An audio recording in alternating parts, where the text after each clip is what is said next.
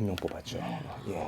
일반 기업들 그냥 채용하는 수준이 되지 않을까 싶어요. 근데 허수가 워낙에 많다 보니까 예, 뭐 한 두 줄 쓰고 채용 지원서 쓰다 마시고 뭐 이런 분들까지 치다 보면 뭐 한두 끝도 없으니까요. 예, 예. 그냥 채용 절차 자체는 뭐 필기 시험하고 필기 시험 때 좀 어렵고요. 그죠?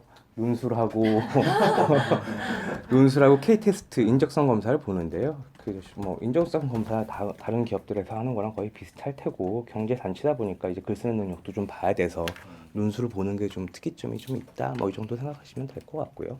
굳이 좀 차이점을 좀 찾자면 저희 같은 경우에는 이제 공정성 이런 면에 투명성 이런 면에 좀 신경을 많이 쓰고 있어서 출신 대학이라든지 뭐 이런 부분에 있어 다 브라인드 처리를 해요. 서류 전형 단계에서부터 그 면접 전 전형 절차에 있어서 다 브라인드 처리를 해서 아니 저희 같은 경우에는 그 지원할 수 있는 입사 자격 자체는 그렇게 높지 않아요. 그래서 비제로에다가 토익 750점 이상이니까 상대적으로 그 지원 자격 자체는 뭐 저희가 고스펙을 뽑아야겠다 이런 거보다는 저희한테 적합한 사람 뽑아야 된다는 생각이 더 많아서요. 대기업 평균 수준 정도 돼요. 대기업 그 저희는 자소서를 전수 조사 다 읽거든요. 전부 다 읽습니다. 저희가 제일 사실 신경 써서 보는 게 자소서에는 상의에 대해서 얼마나 관심이 있는지, 그리고 정말로 들어오고 싶은 건지 꼭 원서 쓰시고 한 번 더 보세요. 제가 그 얘기를 꼭 드리고 싶어요. 저희 회사를 지원했는데 자기소개서 꼼꼼히 읽다 보면 전경련 들어가 있는 경우도 있고요. 뭐 무역협회 아니면 뭐 삼성전자 뭐 이렇게 들어가 있는 경우 있는데요. 본인들 그래도 복사해서 붙여놓더라도 몇 시간 걸리는 작업인데 그거 한 번 안 읽어서 그런 오타라든지 뜻하지 않은 워딩이 들어가는 경우에는 사실 뽑아주기 쉽지 않거든요. 그러니까 그런 면이 있어서 한 번 더 바라보고 쓰는 게 좀 중요한 것 같고요. 너무 홈페이지만 보지 마시고 홈페이지에 있는 내용 직원들한테 소개시켜 주는 게 아니니까요. 그 원서라는 게 자기가 왜 가고 싶은지, 왜 오고 싶은지 그런 생각을 좀 정리해서 지원을 하시는 게 어떤가, 그 정도 말씀을 드릴 수 있을 것 같습니다. 제일 큰 특징이라 그런다면 다 2년에 비해서 인물이 많이 좋아졌고요.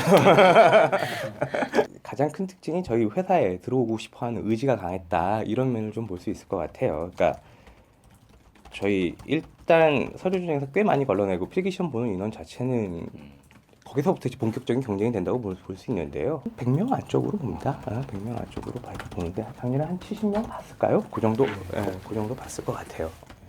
일정 수준 이상의 글 쓰는 능력을 좀 갖추고 있고 면접 단계를 거쳐야 되니까 거기에서 뭐 커뮤니케이션 능력이라든지 논리적인 그런 기술 능력 뭐 이런 거 가지고 있는 사람들을 뽑는 데 좀 주안점을 두고 있습니다. 회원 단체고요. 그래서 뭐 회원 기업과의 이런 커뮤니케이션도 많고 그다음에 뭐 정부 쪽이라든지 아니면 뭐 이런 그 경제 단체로서 해야 하는 일들이 있으니까요. 저희 기본적으로 갖춰야 하는 인재상이라고 한다면 뭐 일단 기본적으로 좀 적극적인 성격을 갖춰야 할 것 같고요. 그리고 자기 맡은 일에 대한 책임감 그리고 그걸 표현할 수 있는 커뮤니케이션 능력 근데 그거를 잘 오거나이징할 수 있는 논리적인 사고력 이런 거 갖추고 있는 직원들을 뽑으려고 저희는 포커스를 좀 두고 있습니다. 거의 완벽한 직원. 대부분의 회사에서 아마 비슷한 포커스를 두려고 하는데요. 근데 저희도 그쪽에 주안점을 두고 예 그렇죠. 본인은 그런 인재상에 맞다고 생각해요, 대관 씨? 저는 제가 그런 포텐셜이 있구나. 몰랐는데 알게 됐어. 저도 못 본 걸 보셨구나. 상황에 따라 다른데요. 채용 규모가 좀 많아지거나 예를 들어서 뭐 국제부라든지 아니면 뭐 특정 자격이 필요한 이런 포지션이 오픈됐을 경우에는 직무별로 나눠서 뽑는 경우도 있고요. 아니면 전체를 그냥 오픈해서 전체 직원 그냥 공통적으로 뽑는 경우도 있습니다. 친구들을 이렇게 뽑을 경우가 있어요. 예를 들면 관세사라든지 어디서 뭐 그런 오픈되는 포지션이 꼭 필요한 신입 직원들 뽑아야 될 경우가 있으니까요. 근데 뭐 꼭 그럴 땐 있는데요. 근데 그거 아니면 일반적으로 오픈하고요. 그리고 국제부 직원 같은 경우에는 따로 좀 같이 오픈을 해도 면접 같은 경우에는 전형 절차는 좀 더 영어 쪽에 포커스를 맞춰서 진행을 하는 적도 있고요. 예. 전혀 경제와 상관없었던 문제가 최근에는 계속 좀 뽑아내고 있는 것 같아요. 그냥 시사 이슈. 시샤 이슈 뭐 예를 들어 면접에 떨어졌다 아버지한테 어떻게 얘기할래? 뭐 이런 걸 물어본 적도 있고요. 저희는. 논술에서요? 예. 면접 과정에서 그런 걸 물어볼 수도 물어보지 않을 수도 있는데요. 근데 뭐 기본적인 기업 생활, 회사 생활을 하는데 필요한 소양 정도는 갖추고 있는 편이 낫지 않을까 싶어요. 예. 요즘 잘 들어오시는 것 같아요. 네, 안녕하세요. 저는 지금 대한상공회의소에 인터뷰를 왔습니다. 제 옆에 앉아 계신 분은 대한상의회 신입사원분인데요. 대한상의회 취업에 대해서 많은 분들께서 궁금해하실 거라고 생각을 하는데 입사를 하신 지 얼마 안 되셔서 취업준비생들의 고충을 굉장히 잘 아실 것 같아요. 그래서 지금부터 인터뷰를 한번 시작해 보도록 하겠습니다. 자기소개 먼저 부탁드려도 될까요? 네, 안녕하세요. 저는 대한상공회의소 국제본부에서 근무하고 있는 이대환이라고 합니다. 대한상의회 지원을 하실 때 무엇을 하는 곳인지 알고 지원을 하신 건가요? 입사 계기는 어떻게 되시나요? 아유, 돌직구 바로 들어오시는 것 같아요. 너무 빨랐나? 대한상공회의소 많이들 아시잖아요. 이렇게 검색하면은 막 자격증 뜨고 막 그런 거 네. 많이 나오는데 저는 이 회사 되게 궁금했어요. 이게 뭐 자격증에도 물론 많이 나오지만 그런 뉴스나 TV 이런데 뭐 다양한 분야에서 그 상공회의소 이름이 같이 언급되는 경우가 많이 있더라고요. 그래서 대체 뭐 하는 회사길래 이렇게 다양한 섹터에서 이름이 올라가나 그래서 이제 조사를 하고 개인적으로 그렇게 하다 보니까 좀 다루는 인더스트리가 굉장히 넓더라고요. 개인적으로는 거기에 매력을 좀 많이 느꼈습니다. 입사 후에 실제로 일을 해보셨을 때 어떤 일을 하는 곳인지. 본부마다 하는 일들이 굉장히 다양해요. 네. 저 같은 경우는 이제 국제본부에서 근무를 하고 있기 때문에 경제사절단 파견될 때 그런 기업들을 모집하고 이렇게 사절단을 파견하는 그런 제반 업무를 담당하고 있고요. 조사본부 같은 경우는 그 기업들의 애로사항을 취합해서 규제 개선안을 건의한다던가 아니면 뭐 이번에 국회가 또 바뀌었잖아요. 그 국회에 바라는 점을 제안한다던가 이런 다양한 업무 영역을 가지고 있습니다. 임금보다 복지를 우선으로 하는 취업 준비생분들이 되게 많은데 네. 혹시 대한상의회 복지는 어떻게 되나요? 어, 차장님께서 말씀을 많이 해주셨는데요. 네. 보통 저도 그렇고 이렇게 대학생들 이렇게 지원할 때 요즘에 워라밸이라는 말을 많이 쓰는 것 같아요. 워크 라이프 밸런스. 그래서 워라밸이 높은 기업이다. 이게 만약에 뭐 연봉이 조금 차이가 나더라도 내가 6시에 퇴근할 수 있다면 저녁에 삶을 가질 수 있다면 그게 저는 복지라고 생각을 하거든요. 제가 생각했을 때 저희 회사의 가장 큰 장점은 그런 뭔가 물질적인 보상 측면도 물론 작진 않지만 어느 정도 저녁을 보장할 수 있는 그런 워크라이프 밸런스가 좀 균형이 잘 맞는 회사인 것 같아요. 혹시 여기 입사를 네. 위해서 특별하게 준비를 하신 게 있다면 어떤 게 있을까요? 저 또한 들어오기 전에 자료가 많이 없었어요. 이렇게 차장님께서도 말씀하셨지만 인터넷에 찾아봐도 이렇게 다 컴활 몇 급 언제 뭐 이런 거밖에 없어서 이렇게 아름아름으로 이제 비슷한 단체들이 있잖아요. 뭐 법정 경제 단체들이 몇 가지가 있는데 그런 기출 문제들을 좀 봤었던 것 같아요. 근데 아까 말씀하셨다시피 그런 단체들은 약간 경제 상식이나 그런 경제 논술 위주로 많이 구성이 되어 있는데요. 제가 올해 논술 문제는 그거였어요. 유출하시면 상관없죠. 사장님 안 계시니까. 페이스북에 좋아요 버튼이 있었잖아요. 근데 이제 감정을 표현하는 다양한 뭐 슬픔, 네. 웃음, 뭐 이런 5가지가 추가된다는 그런 게 있었어요. 그래서 그게 제시문으로 주어지고 임금 피크제가 같이 나왔었어요. 그래서 임금 피크제에 적용되는 어떠한 인물을 상정하고 그 페이스북에 새롭게 추가되는 감정을 가지고 표현하시오. 이런 식의 이제 문제들이 나왔었습니다. 저 굉장히 개인적으로는 재밌었어요. 이게 논술 외에도 서류 전형, 뭐 인적성 그리고 면접들이 여러 가지가 있다고 들었는데 이 면접 전형에서 특별히 어려웠던 점이나 아니면 그 면접 전형을 위해 준비했던 점이 있으신가요? 면접은 총 4단계인데요. 필기를 통과하면 영어 면접을 봐요. 영어 면접, 팀장 면접, 그리고 임원 면접, 그리고 마지막으로 회장님 면접이 이렇게 있는데요. 저는 개인적으로 임원 면접이 가장 어려웠던 것 같습니다. 이게 아무래도 임원분들은 상공회에서 근무 연수가 기시잖아요. 그러니까 제가 아무리 저의 포텐셜을 포장하려고 해도 질문을 거듭할수록 움츠러들게 되더라고요.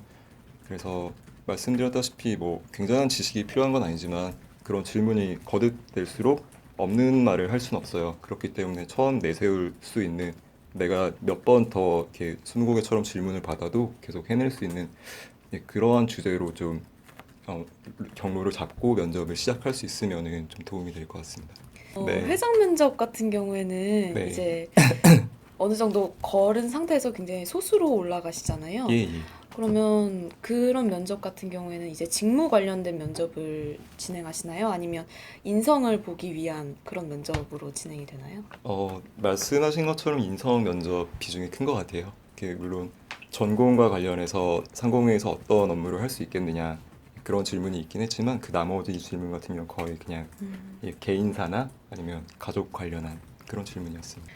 혹시 이 입사 전에 도움이 되는 경력이나 인턴 아르바이트 경험이 있었을까요?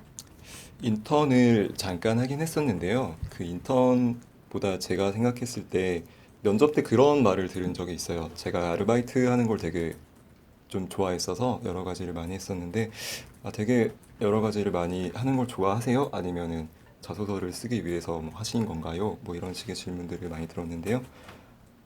되게 기자단 경험 같은 것도 어떻게 보면 같은 맥락이잖아요. 다양한 경험하고 거기서부터 얻는 것들이 있고 근데 그때는 잘 모르는 것 같아요. 근데 나중에 그것들 다 모아놓고 뭔가를 하려고 했을 때 뭔가 합쳐서 나오는 게 있더라고요. 그래서 아르바이트 저는 호두과자 집에서 호두과자 굽는 것도 했었고 뭐 바리스타 같은 것도 했었고 그리고 경동시장 같은 데 가면은 나물 배달하는 알바가 있어요. 그런 것 하면 이제 다양한 사람들 만나고 같이 호두과자 굽던 아저씨는 자판기로 떼돈을 버셨어요. 그래서 목 좋은 자판기 설치하는 법 이런 거 어디서 배울 수가 없잖아요. 이런 거 자잘자잘한 거 긁어 모아서 하나 만들어가는 거 이런 거를 좀 좋아해요. 네. 좀 그런 경험들이 도움이 되지 않았나 생각합니다. 영어 면접은 어떻게 진행이 돼요? 영어 면접은 동시통역사 분이 시험관으로 들어오시고요. 그리고 시험자는 두 명씩 들어가서 이렇게 3자가 토론을 하는 방식으로 진행이 됩니다. 네. 어떤 주제? 네, 제가 면접 봤을 때는 뭐 상공회의소에 대해서 아는 게 있냐, 뭐 자기소개, 그리고 임금 피크제에 대해서 영어로 어떻게 생각을 하냐, 그리고 그 질문이 좀 기억에 남는데요. 펀더멘탈이라는 단어를 쓰셨어요. 그래서 경제 펀더멘탈을 개선하려면 어떻게 해야 되느냐. 그래서 과연 저걸 한국말로 들었을 때도 대답이 가능할까? 예, 그래서 제가 그 대답을 좀 어버버했던 것 같습니다. 면접 때 그런 질문이 나올 경우 대답이 생각나지 않는다면 어떻게 대답하시나요? 방금 그 대답을 영어로 했어요. 제가 이거를 한국말로 들어도 잘 못할 것 같아요. 아. 하지만 제가 생각하는 뭐뭐는 이러 해야 된다고 생각한다. 그냥 그렇게 대답해서 사실 좀 불안했었는데요. 이렇게 사람마다 방식이 다양할 것 같은데 저 같은 경우는 모르면 모른다고 하는 스타일입니다. 예, 더 물어보면은 한 번밖에 대답을 못 하잖아요. 두 번째부터는 도저히 대답 못 하겠더라고요. 속하신 부서의 업무량은 어떤 편인가요? 저는 국제본부에서 일하고 있는데 업무가 되게 규칙적으로 있진 않는 것 같습니다. 이게 업무 로드가 몰리는 시기가 있고 그게 끝나고 나면은 약간 잠잠해지는 시기가 있고 그게 좀 왔다 갔다 하는 것 같아요. 그래서 국제본부는 좀 그런 업무 특성이 좀 있는 것 같습니다. 선배로서 취업준비생들에게 이곳에 입사할 때 특별히 준비해라 하고 싶은 것이 있나요? 동향이라고 해야 되나? 경제 경제의 동향이라고 주로 생각하기 쉬운데요. 경제 동향뿐 아니라 뭐 정계 주요 인사가 바뀌었다. 뭐 그런 것들까지 좀 캐치를 할 수 있다면 좀 더 면접이나 논술의 디테일을 살리는 데 좀 도움이 되지 않을까. 그리고 실제로도 들어와서 업무를 하는 데 있어서도 각 부처의 그런 뭐 고위 인사들의 그런 인사 상황이나 현재 뭐 어떤 정당의 법안 내용들 이런 것들에 대한 동향을 지속적으로 팔로우할 수 있다면 업무에 많이 도움이 될 것 같습니다. 이곳에서 일하면서 이 기업의 영향력을 실감하는 사건이나 계기가 있었나요? 여러분들 아직 대학생이셔서 실감을 못 하셨을 텐데 그런 날이 있었어요. 제가 들어오고 얼마 안 있어서 5월 6일에 임시 공휴일이 지정된 적이 있어요. 혹시 네. 내용은 아실 텐데 그때 이제 그 임시 공휴일 지정 건의라고 해야 되나? 그거를 저희 상공회의소에서 아. 했었습니다. 그래서 이제 약간 친구들이랑 술 먹으면 아 내가 너네 휴가 하나 만들어줬다. 그러니 술값은 네가 내는 걸로. 아, 이렇게 한 며칠 술 먹었던 기억이 나네요. 졸업을 하고 얼마 되지 않아서 바로 취업을 하셨잖아요. 그래서 이 질문이 맞을까 생각이 드는데 취업을 준비하시면서 슬럼프가 혹시 오셨나요? 이게 막 떨어지고 그런 떨어지는 문자나 이런 거 화면 확인할 때 막 그런 거 하자 노트북 이렇게 눌렀다가 바로 못 봐요. 그래서 모니터만 살짝 꺼놓고 이렇게 보고 이렇게 이런 거 되게 많았었는데 근데 그런 게 반복되다 보니까 좀 지치더라고요. 그래서 그냥 아, 나는 프리랜서다라는 그런 생각을 언제부터 하기 시작했어요. 스스로 막 이제 합리화를 시키는 건데 아 나는 프리랜서야 백수가 아니야. 프리랜서고 면접에 잡히면 나한테 일감 들어온 거야. 면접 보면 돈도 주잖아요. 그래서 아, 혹시 프리랜서니까 이렇게 고정적인 수입이 아니고 이렇게 막 수입이 간헐적으로 들어오고 그런 식으로 약간 재밌게 했던 것 같아요. 평상시에는 자소서 쓰다가 면접 잡히면 면접도 보고 그런 식의 패턴이 좀 익숙해지는 삶이 취준생 생활이었던 것 같습니다. 마지막으로 취준생 여러분께 한마디 부탁드리겠습니다. 취준생 시기는 예, 어느 기업에 어느 상공회의소에 들어가려고 하면은 어떻게든 거칠 수밖에 없는 시기잖아요. 저는 그거를 이제 아, 나는 프리랜서다 이렇게 생각하면서 좀 재밌게 해보려고 나름 노력했었지만 사람마다 방법은 참 다를 수 있잖아요. 방법이 다를 수 있는 만큼 그 취업을 하게 되는 시기도 다 다를 수 있는 것 같아요. 그렇기 때문에 하지만 결국 다 되더라고요. 그래서 1년 정도 차이가 난다고 해서 너무 그 기간 동안에 자신을 깎아먹지 말고 그렇게 좀 긍정적으로 그 시기를 잘 즐겼으면 좋겠어요. 그 시간이 절대 죽은 시간이 아니잖아요. 어쨌든 1년, 2년 시간이 가는 거고 그때 동안 나는 원서만 쓰는 게 아니라 원서를 쓰면서도 다른 활동들을 할 수 있고 오히려 그 빈 시간 동안 했던 그런 활동들이 그 다음 취업에 도움이 될 수도 있는 거고 그렇게 다 유기적으로 연결되어 있는 그런 시기라고 생각을 해서 예, 한마디 드리고 싶은 말씀은 아, 그 시기는 절대 죽은 시기가 아니다. 그 생각을 좀 해주셨으면 좋겠습니다.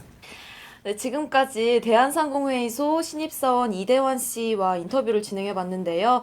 많은 고민을 가지고 계신 취업 준비생 여러분께서 궁금증이 많이 해결되셨을 것 같습니다. 굉장히 많은 말씀 해주셔서 감사하고요. 지금까지 현지였습니다.